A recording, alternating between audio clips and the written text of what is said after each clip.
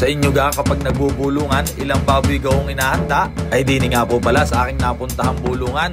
2 baboy nga po pala ang kanyang inihanda. At para nga po pala sa mga hindi nakapunta at hindi nakapakain, ay siya'y panoorin mo na lare. Ay siya tara din kakain ng madamay.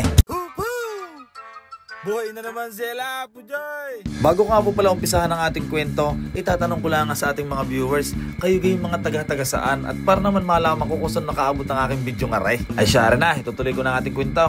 Meron nga po pala akong ikukwento sa inyo. Muntik ko na nga po palang maunahan si Boss Jerwin Taliedo sa pagpunta sa Subic, kina Erica. Yung ganamang akala ko doon nga po pala din sa ating baboy ay hindi po pala. Sa kanilang bahay muna po pala tapos saka po dadalhin sa Subic. Ay buti na lahat nakita kong post ni Boss Jason at saka chinat ko nga po pala si Boss Harold. Nung dumating nga po pala ako din edi sila nga po pala nagluluto na, napagkagayat na nga po pala yon at saka nga po pala napagtitimplahan na rin nga po pala. Ay tama-tama nga naman ho, hindi pa nga po pala tayo nag-aagahan ng mga oras na yan, edi ako'y kumain na rin nga. Para nga po pala sa mga hindi pa nakakakilala sa tatay ni Boss Ligaya, yan pong nagsasandok gamit nga po pala ang pinggan. Siya nga po pala ang tatay ni Boss Ligaya at kung hinahanap nyo nga po pala si Boss Ligaya sa mga oras na yan, siya nga po pala ay nasa may mayasang nagtatanggal nga po pala ng gaya kasama si Sir Pancho. Aba ay pera yon syempre. Kapag gayan nga po palang nilagay na ang carrots, aba ay malapit ng maluto yan. Isabay mo pa ang ating patatas, ay ipapailalim mo nga pala yung ating carrots at saka patatas para ikaw maluto. Tapos ilalagyan na ng mga kuno-anong sangkap. Nung maluto nga po pala ang ating menudo, dumating na rin nga po pala ang ating tropang Big Grass Boys. At dumating na rin nga po pala ang ating mga pinsan. Sila nga po pala yung ating mga makakasama papunta din sa may Subic. Fast forward na nga po pala tayo. Ako'y naglalakad-lakad pala ang papasok. Ako po, ang nakita ko baga naman. Aray yung sinasabing parang pusang itim si Boss Glenn. Malas yan si Glenn. Saktong-sakto ang aking upload ngayong araw dahil birthday mo, Glenn.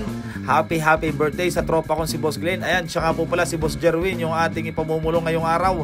Yan nga po pala ang bahay ni na Erica. Samahan nyo ako din sa may loob. At daladala ko nga po pala ang ating 4. Bali, kaya nga po pala kami nahuli. Binalgan nga pala namin ng 4. Tapos imulan pa nga po pala ng malakas. Ay naku po. Location nga po pala natin. Dini nga po pala rin sa may Subic, Agoncillo, Batangas. Ako nga po pala yung nagpunta na doon sa may Hayinan. Ay naman. Ay pagkarami nga naman tao. Ay buti na nga lang at tumila na nga po pala ang ulan. Siguro akala ng iba pag sinabi nga humbulungan ay magbubulungan ay hindi ho. Dini nga pala ho ipag-uusapan yung araw ng kasal, kung sino mga ninong at ninang, tungkol sa simbahan at kung ano-ano pa. At syempre ang pinakahuli, dito rin yung nga pala humalalaman kung kailan nga po pala ang kasal, kung yan isa loob ng 3 buwan ay kakasal na o kaya naman next year gayon.